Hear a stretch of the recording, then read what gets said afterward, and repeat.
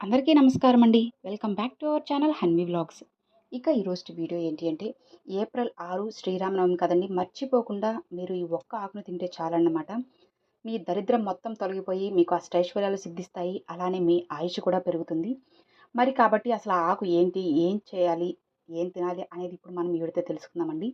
ఈ వీడియో అనేది చూడబోయే ముందు అందరూ జై శ్రీరామ్ అని చెప్పి నాకు కామెంట్ అయితే ఖచ్చితంగా చేసి చూడండి. ఏప్రిల్ 6 శ్రీరామనవమి. ఈ రోజున ఏం చేసినా చేయకపోయినా సరే ఈ ఒక్క ఆకు తింటే సరిపోతుందనమాట. ఒకే ఒక గంటలో దరిద్రం మొత్తం పోయి అదృష్టం పడుతుంది. ఇక శ్రీరామనవమి రోజు ఈ ఆకు తినడం వల్ల మీ ఆయుష్ కూడా పెరుగుతుంది. అంతేకాదు నిరంతరం డబ్బు అనేది వస్తూనే ఉంటుందన్నమాట. అపార కుబేరులుగా మీరు మారిపోతారు. ఇక ఆ రోజు ఈ ఆకు తినడం వల్ల 1000 ఏనుగుల బలం అనేది వస్తుంది. రాముల వారి పూర్తి అనుగ్రహం ఆశీర్వాదం మీకు కలుగుతుందన్నమాట.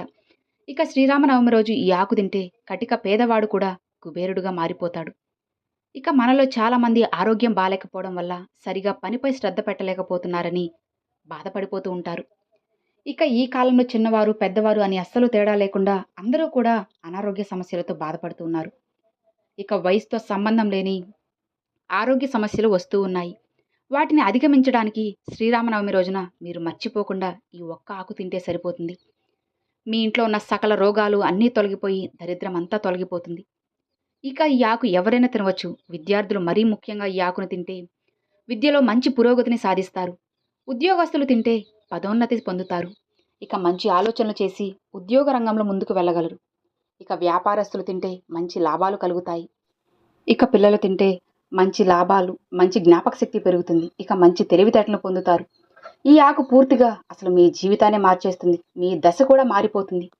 మరి ఈ నవమి రోజున మనం తినవలసిన ఆకు ఏంటో ఇప్పుడు మనం ఈ వీడియోతో పూర్తిగా తెలుసుకుందాం అన్నమాట. చైత్రమాసం శుక్లపక్షం 9వ రోజున శ్రీరామనవమి పండుగనైతే జరుపుకుంటారు. ఈ రోజునే ఆ శ్రీరాముడు జన్మించాడు. ఇక శ్రీరామనవమి ఏటా వసంత ఋతువు చైత్రశుద్ధ నవమి నాడు జరుపుకుంటూ ఉంటారు. అంతేకాకుండా రాముడు 14 ఏళ్ల అరణ్యవాసం తర్వాత అయోధ్యకు చేరుకొని పట్టాభిషిక్తుడు అయ్యింది కూడా ఈరోజే. మరి ఈరోజే సీతారాముల కళ్యాణం కూడా జరిగింది. ఇక ఈ సంవత్సరం దేశవ్యాప్తంగా ఏప్రిల్ 6వ తేదీన శ్రీరామనవమి పండుగను అత్యంత ఘనంగా అంగరంగ వైభవంగా జరుపుకుంటారు. ఇక శ్రీరామనవమి పండుగ రోజు బ్రహ్మముహూర్తంలో నిద్రలేచి శ్రీరాముడికి మరియు సీతమ్మకు నమస్కరించుకొని ఆ రోజున మీరు ఏ పనులు ప్రారంభించినా సరే మీకు అంతా శుభమే జరుగుతుంది. అలానే ఆ రోజున మీ ఇంటిని శుభ్రం చేసుకొని ఇంటి ప్రధాన ద్వారాలకు మంచిగా మామిడాకులు తోరణాన్ని కట్టుకొని ఇంటి ముందు అందమైన రంగవల్లులను తీర్చిదిద్ది శ్రీరామనవమి వేడుకను జరుపుకోవడానికి సిద్ధమవ్వాలి. ఆ రోజున అందరూ కూడా అస్సలు నాన్ వెజ్ అనేది తినకూడదు. ఇక స్నానం చేసే నీటిలో అంటే గంగాజలాన్ని కలుపుకొని శుభ్రంగా స్నానం చేసి ఆపై చేతిలోకి నీళ్లు అనేటివి తీసుకొని సూర్య భగవానుడికి సమర్పించాలి. ఇక శ్రీరామనవమి రోజు వారిని పూజించిన తరువాత పానకము వడపప్పు తీసుకుంటే అనారోగ్య బాధల నుంచి విముక్తి కలుగుతుంది. ఇక అలానే శ్రీరామనవమి రోజు భార్యాభర్తలు గొడవ పడకుండా ఉంటే అంతా శుభం జరుగుతుంది. ఇక దాంపత్య జీవితం సంతోషంగా ఉంటుంది. ఎంతో భక్తితో శ్రీరాముణ్ణి పూజించి ఉపవాస దీక్షను ఆచరిస్తే చేసిన పాపాలన్నీ కూడా వెంటనే తొలగిపోతాయని అందరూ కూడా నమ్ముతూ ఉంటారు. నిజమే కదా, ఒక్కసారి ప్రయత్నించండి. కాబట్టి శ్రీరామనవమి పండుగ రోజున ఉపచారాలతో శ్రీరాముని అత్యంత భక్తిభావంతో పూజించండి. శ్రీరాముడి దయతో మీకు బాగా కలిసి వస్తుంది.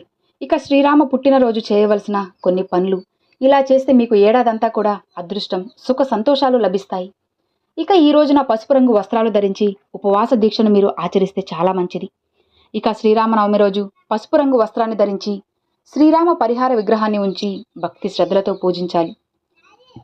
ఇక ఆ రోజు శ్రీరామ రక్షాస్తోత్రం పఠించి శ్రీరామ కళ్యాణ మంత్రాలు వింటే శ్రీరాముల వారి కళ్యాణ తలంబ్రాలు పోయడం చూస్తే సంవత్సరమంతా ఆహారానికి మీకు ఎలాంటి లోటు అనేది ఉండదు.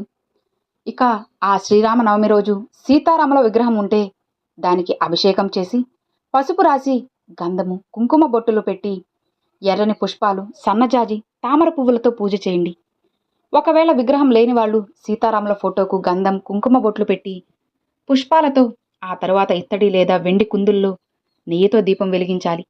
ఇలా చేసినా కూడా సీతారాముల పూర్తి ఆశీర్వాదం అనుగ్రహం మీకు కలుగుతుంది. ఇక రాముడికి పూజ చేసే సమయంలో వెండి కాయిన్ రాగి నాణెము ఉంచాలి. ఇవి లేని వాళ్ళు 1 రూపాయి బిళ్ళతో అయినా సరే తీసుకుని అభిషేకం చేస్తూ ఇలా చేయడం వల్ల అదృష్టం కలిసి వస్తుంది. తరువాత వీటిని బీరువాలో పెట్టుకోవాలి. ఇలా చేయడం వల్ల మీకు ఏడాదంతా కూడా బాగా కలిసి వస్తుంది. ఇక శ్రీరామనవమి రోజున ఉపవాసం ఉండడం శుభప్రదంగా భావిస్తారు. సంతోషము, శ్రేయస్సు కలుగుతాయి. చేసిన పాపాలన్నీ కూడా పూర్తిగా తొలగిపోతాయి. ఇక అయోధ్యలోని సరయూ నదిలో పుణ్య స్నానాలు చేయడం వల్ల గత జన్మ పాపాలను కూడా తొలగిపోతాయని అందరూ నమ్ముతూ ఉంటారు. ఇక శ్రీరామనవమి రోజున రామకీర్తనలు, భజనలు, స్తోత్రాలు పఠించడం వల్ల ఆనందం, శ్రేయస్సు లభిస్తాయి. రామభక్తి ఎంత ఎక్కువైతే అంత ఎక్కువ ప్రయోజనాలు మీకు కలుగుతాయని పండితులు చెబుతూ ఉంటారు. ఇక శ్రీరామనవమి రోజున హనుమాన్ చాలీసా పఠించడం వల్ల నిరుపేదలకు ఉన్నంతలో దానం చేయడం చాలా మంచిది. ఇక దశమ తిథి వరకు 9 రోజుల పాటు అఖండ దీపం అనేది వెలిగించాలి. మీకు ఏవైనా సమస్యలు ఎక్కువగా ఉంటే పండగ ముగిసే వరకు ఉదయం, సాయంత్రం దీపాలు వెలిగించడం, ఉపవాసం ఉన్నప్పుడు పుష్కలంగా నీటిని త్రాగండి. ఇక శ్రీరామనవమి రోజు ఎవ్వరిని అస్సలు మోసం చేయకూడదు. నిజాయితీగా ఉండండి. మీరు చేసే ప్రతి పనిని కూడా చిత్తశుద్ధితో చేయండి. సాక్షాత్తు శ్రీ మహావిష్ణు స్వరూపమైన శ్రీరాముణ్ణి పూజించి శ్రీరామనవమి రోజు కొన్ని పనులకు దూరంగా ఉండాలి. ఈరోజు అత్యంత నియమనిష్టలతో శ్రీరాముణ్ణి పూజించాలి. ఇక శ్రీరామనవమి పవిత్రమైన రోజున అస్సలు చేయకుండా కొన్ని పనులు ఉన్నాయి. ఇక ఆ రోజున మాంసాహారం, ఆల్కహాలు అస్సలు ముట్టకూడదు. ఇక శ్రీరామనవమి నాడు మాంసాహారం తింటే రామయ్యకు అపచారం కలుగుతుంది. ఇక దాని ఫలితంగా ఆర్థిక ఇబ్బందులను ఎదుర్కోవాల్సి వస్తుంది. అలానే ఉల్లిపాయ, వెల్లుల్లి కూరల్లో వేయకూడదు. నవరాత్రుల సమయంలో జుట్టు కత్తిరించడం లేదా షేవింగ్ చేయడం అస్సలు మంచిది కాదు. ఇక శ్రీరామనవమి నాడు ఎవ్వరూ కూడా వివాదాల జోలికి వెళ్ళకండి. ఎవరితోనూ గొడవలకు దిగకూడదు. హింస చేయరాదు. మరీ ముఖ్యంగా భార్యాభర్తలు అస్సలు తగువులు పెట్టుకోకూడదు. ఇక ఇతరుల వ్యవహారాల్లో, వివాదాల్లో తలదూరిస్తే రామయ్యకు ఆగ్రహం వస్తుంది. దాని ఫలితంగా ఆర్థిక కష్టాలు, నష్టాలు కలుగుతాయి. కానీ 9 రోజుల పాటు రాముడి ఆశయాలను పాటించడానికి వీలైనంత వరకు ప్రయత్నించండి. ఇక శ్రీరామనవమి వేడుకలను చేసేవాళ్ళు, రాముల వారి కళ్యాణం చేసేవాళ్ళు వెల్లుల్లి, ఉల్లిపాయలను ఆహారంలో తినడం మానుకోవాలి. ఆహారం మాత్రమే కాదు, మద్యం సేవించడం, ధూమపానం చేయడం ఇలాంటివి కూడా అస్సలు చేయకూడదు.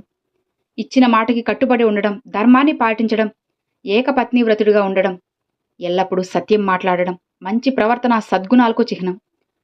నవమి రోజున ముఖ్యంగా ఈ శ్లోకాన్ని పఠించాలి.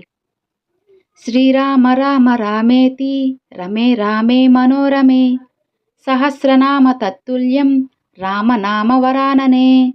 ఈ శ్లోకాన్ని 3 సార్లు స్మరించి ఈ మంత్రాన్ని ఒక విష్ణు సహస్రనామ పారాయణం ఫలితమే కాదు, భక్తులకు శివ సహస్రనామ ఫలితం కూడా లభిస్తుంది.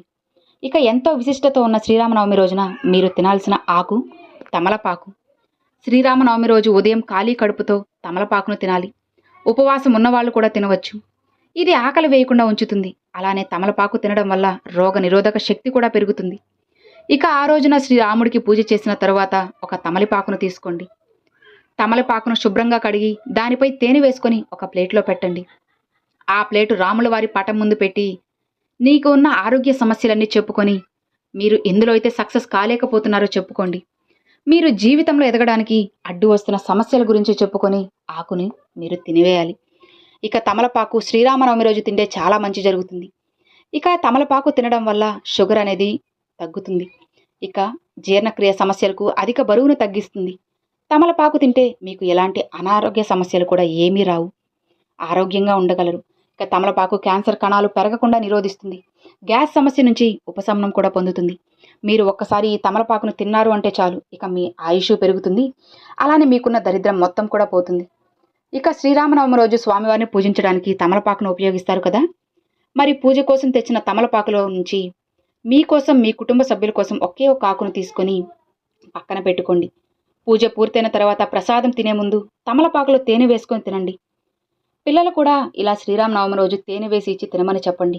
ఇలా తినడం వల్ల తెలివితేటలు బాగా పెరిగి చదువుల్లో వాళ్ళు మంచిగా ఉంటారు. అర్థమైంది కదండి. ఈ వీడియో మీ అందరికీ నచ్చినట్లయితే ఒక చిన్న లైక్ చేయండి. మీ ఫ్రెండ్స్ అండ్ ఫ్యామిలీస్కి షేర్ చేయండి. ఫస్ట్గా మన ఛానల్ చూసేవాళ్ళు సబ్స్క్రైబ్ చేసి సపోర్ట్ చేయండి ఫ్రెండ్స్. మరొక మంచి వీడియోతో మీ ముందుకైతే వస్తానండి. అంతవరకు సెలవు ఫ్రెండ్స్. Thanks for watching. జై శ్రీరామ్, జై వారాహి.